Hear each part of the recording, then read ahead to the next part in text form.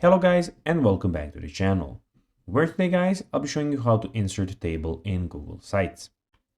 Now guys, the first thing that you actually need to do is go on Google and type Google Sites and click on the first link that pops out, or go to sites.google.com and you'll be greeted by a website like this.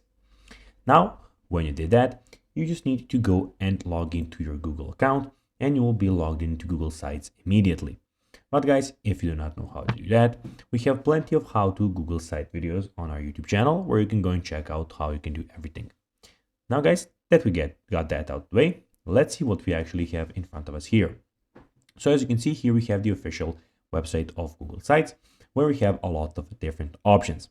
So first of all, we have the option where you can start a new site. So basically you can go and click on blank site and start your one from scratch.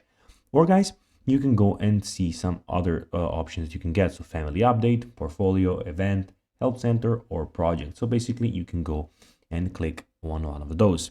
Here also you can see recent sites and who are they owned by. And here you can of course start your own site. As you can see in the top left corner guys, we have site, classic site, doc, sheet, slide, forms, etc. Some other stuff of about Google.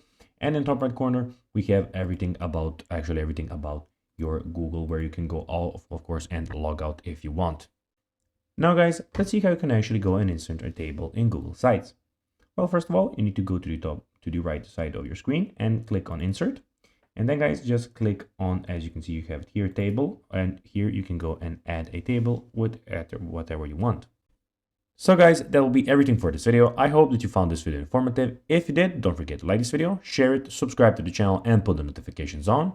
And guys, as always, I'll be seeing you in the next video. Bye guys.